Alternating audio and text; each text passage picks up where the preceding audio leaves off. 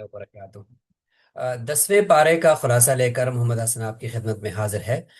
یہ پارہ انتہائی اہمیت کا حامل ہے کیونکہ اس میں سورہ انفال کا آخری حصہ اور پھر سورہ توبہ کا تفصیلی حصہ وہ اس کے اندر موجود ہے، جہاں پہ اللہ تعالیٰ نے غزوہ حنین کا ذکر کیا ہے، کفار کے ساتھ جو معاہدات تھے، اب اس کے بعد ان کے ساتھ ان معاہدات کو ختم کر کے دو ٹوک موقف اپنانے کی بات ہے، پھر منافقین کا کھول کر اللہ تعالیٰ نے تذکرہ کیا ہے کہ ان کی علامتیں کیا ہوتی ہیں، پھر امت کی بقا کے 3 بڑے ستون ہیں۔ اس لیے اس خلاصے کو ذرا ترتیب سے اور تفصیل سے سنا کریں اور ڈسکرپشن میں دیے گئے لنک سے اس سلائیڈ کو بھی حاصل کیا کریں۔ یہ بہت محنت کے ساتھ یہ بھی ڈیزائن کیا جاتا ہے، ایسے ہی اس کو رینڈم نہ لیا کریں۔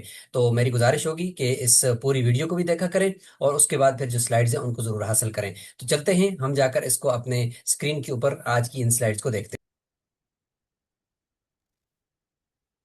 تو ہم سب سے پہلے آج کی ان سلائیڈز کو دیکھتے ہیں اور اس کے بعد پھر انشاءاللہ ایک مختصر سی پریزنٹیشن ہے، اس کو بھی انشاءاللہ ہم یہاں سے اوپن کر کے انشاءاللہ دیکھ رہے ہوں گے۔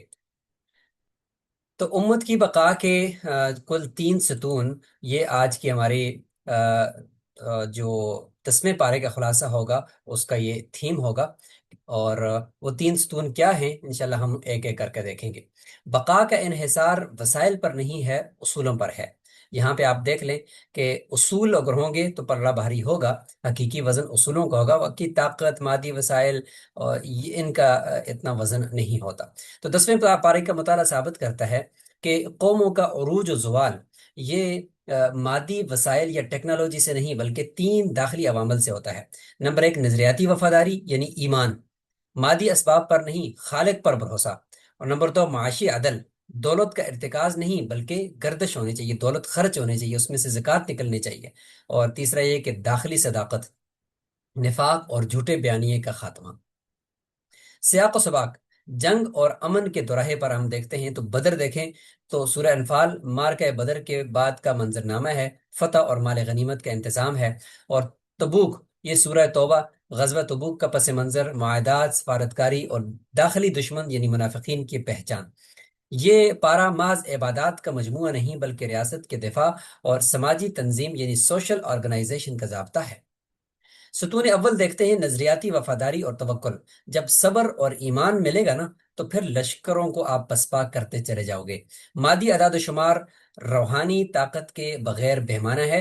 نصرت کا وعدہ اگر تم مومن ہو کے ساتھ مشروط ہے، یعنی ایمان ہوگا تو نصرت آئے گی، ورنہ نصرت نہیں آئے گی۔ تو بدر میں کامیابی ظاہری کثرت یا آلات حرب کی وجہ سے نہیں تھی، بلکہ یہ اللہ کے ذکر، بامی نزاع سے بچنے اور ثابت قدمی کا نتیجہ تھی۔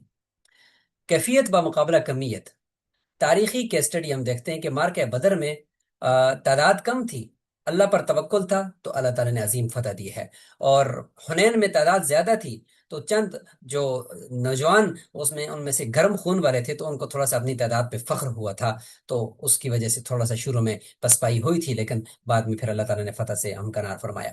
زمین اپنی وسعت کے باوجود تم پر تنگ ہو گئی، یہ سورہ توبہ کے اندر ہے۔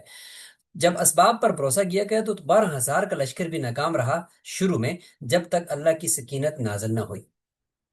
ستون دوم ہے جی کہ معاشی عدل اور گردش دولت۔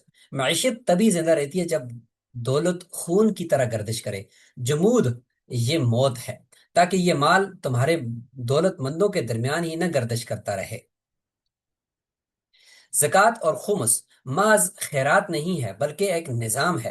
اب یہاں پہ دیکھیں بیت المال اور یہاں پہ زکوٰۃ کا جو کی تقسیم ہے، انما صدقات للفقراء، کتنے پیارے انداز کے اندر یہ ڈیزائن کی گئی ہے۔ الہی آرڈر ہے کہ اللہ نے تقسیم کے 8 مصارف خود طے کیے تاکہ انسانی بددیانتی کا راستہ روکا جا سکے۔ سماجی گوند ہے کہ یہ نظام غریب کے دل سے امیر کے خلاف حسد ختم کرتا ہے اور طبقاتی جنگ کو روکتا ہے۔ ایمان کی شرط یہ ہے کہ مالی امانت داری براہ راست ایمان کا حصہ ہے۔ کنز یعنی خزانے کو چھپا کر رکھنا یہ معاشی تباہی کا سبب ہے۔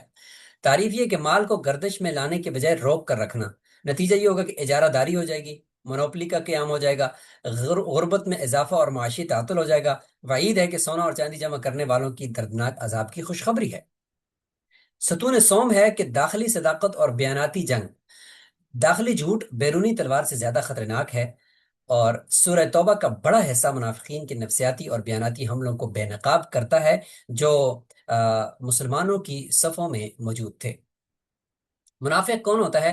داخلی وائرس کی تشخیص ہے کہ دیکھیں، سماعون ہوتے ہیں۔ سماعون کہتے ہیں کہ جاسوس، دشمن کے لیے مسلمانوں کی باتیں سننا اور پہچاننا اور پھر آگے جا کر پہنچانا، اور خبال، کنفیوژن، صفوں میں ذہنی انتشار اور افراتفری پھیلانا، اور تیسرا ہے کہ کردار کشی، کیا یعنی قیادت کو اذن کان کا کچا کہہ کر بدنام کرنا، اور استہزاء، کہ مقدسات کا مذاق اڑانا، اور پکڑے جانے پر کہنا ہم تو بس ہنسی مذاق کر رہے تھے۔ تو یہ دیکھیں، اس تصویر سے ایک منافق کی ساری علامتوں کا پتہ چل جاتا ہے۔ قدیم فتنہ اور جدید شکلیں۔ قدیم فتنہ تھا کہ مدینہ میں افواہ پھیلانا، تو یہاں پہ آپ دیکھیں فیک نیوز ہے اور ڈیپ فیکس ہیں، اور آیات اور رسول اللہ صلی اللہ علیہ وسلم کا مذاق اڑانا، استہزاء۔ تو آج بھی دیکھیں ٹرولنگ اور اسلاموفوبیا اور میمز جو ہے وہ اسی پہ بنتی ہیں۔ غزوہ تبوک کے موقع پر مایوسی، خبال۔ تو اب یہاں پہ بھی دیکھیں نفسیاتی جنگ آج پر بھی اس کی جو کمپین ہے وہ جاری رہتی ہے۔ جدید تطبیق، مالیاتی شفافیت اور احتساب، آڈٹ ٹرانسپیرنسی، مال غنیمت اور زکوٰۃ کی طرح عوامی فنڈ کا آڈٹ کوئی خفیہ فنڈ نہیں۔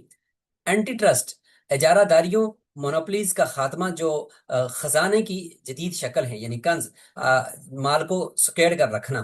ادارہ جاتی امانت، معاشی عہدے صرف ایماندار اور حفیظ لوگوں کے سپرد کرنا۔ ڈیجیٹل دور میں بیاناتی دفاع، اصول تبیین یعنی ویریفیکیشن، ہر خبر کو آگے پھیلانے سے پہلے تحقیق کریں تاکہ خبال نہ پھیلے۔ قیادت کا دفاع، قیادت پر اذن یعنی بھولا بالا ہونے کے الزام کا دفاع حقائق کے ساتھ کریں۔ مذاق کا رد، شاعر دین کے مذاق کو آزادی اظہار نہیں بلکہ نفاق سمجھے۔ کامیابی کا قرآن کل یہ ہے کہ ایمان ہوگا، ایک سسٹم ہوگا اور اتحاد ہوگا تو پھر کامیابی مل سکتی ہے۔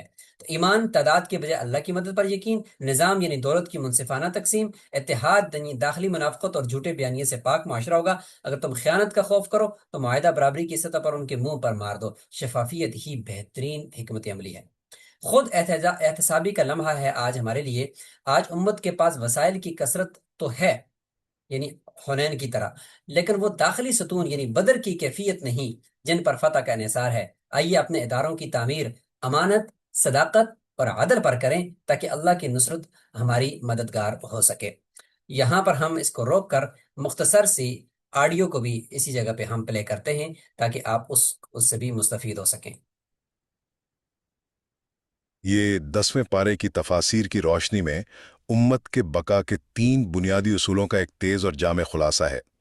دیکھیں، کسی بھی قوم کی کامیابی کا انحصار صرف مادی وسائل یا ٹیکنالوجی پر نہیں ہوتا، بلکہ اس کا دار و مدار اس کے نظریاتی اخلاص، معاشی شفافیت اور داخلی اتحاد پر ہے۔ تو چلیں پہلا اصول دیکھتے ہیں، جو ہے پختہ ایمان اور نظریاتی وفاداری۔ اگر آپ غزوہ بدر اور غزوہ حنین کا موازنہ کریں نا، تو بات بالکل صاف ہو جاتی ہے۔ بدر میں کیا تھا؟ وسائل بہت کم تھے، لیکن اللہ پر کامل توکل کی وجہ سے فتح ملی۔ اور دوسری طرف حنین میں 12,000 کی کثیر تعداد پر فخر کرنے کے باعث شروع میں پسپائی کا سامنا کرنا پڑا۔ آج کے جدید دور میں اس کا سبق یہ ہے کہ ہماری وفاداریاں کسی مصنوعی ذہانت یا الگوریتمز کے بجائے الہی اصولوں کے تابع ہونی چاہیے۔ اب آتے ہیں دوسرے اصول کی طرف، اور وہ ہے مالی عدل اور شفافیت۔ قرآن نے خمس یعنی مال غنیمت کے 5ویں حصے اور زکوٰۃ کی منصفانہ تقسیم کو سیدھا ہمارے ایمان کا حصہ قرار دیا ہے۔ اس الہی نظام کا اصل مقصد دولت کو چند امیروں کے ہاتھوں میں جمع ہونے سے روکنا ہے۔ یہ نظام طبقاتی کشمکش کو ختم کرتا ہے اور آج کی آڈٹ ٹرانسپیرنسی کی بہترین بنیاد فراہم کرتا ہے۔ اور آخر میں تیسرا اصول، جو داخلی نفاق اور بیانیاتی جنگ کا مقابلہ کرنے کے بارے میں ہے۔ آپ کو پتہ ہے، بیرونی دشمن سے کہیں زیادہ خطرناک ہماری اپنی صفوں میں موجود منافقین ہوتے ہیں، جن کی اندر تک رسائی ہوتی ہے۔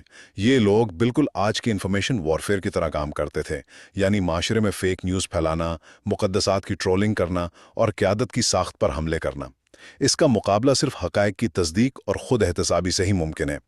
ہمیشہ یاد رکھیے گا، کسی بھی معاشرے کی حقیقی بقا ٹیکنالوجی کی کثرت میں نہیں، بلکہ عمل سے ثابت شدہ ایمان، منصفانہ مالیاتی نظام اور منافقت سے پاک شفاف اتحاد میں پوشیدہ ہے۔ بالکل، جزاکم اللہ خیرہ۔ انشاءاللہ ہم اگلا ترجمہ لے کر اور اس کا خلاصہ لے کر بہت جلد آپ کی خدمت میں حاضر ہوں گے۔ السلام علیکم ورحمۃ اللہ وبرکاتہ۔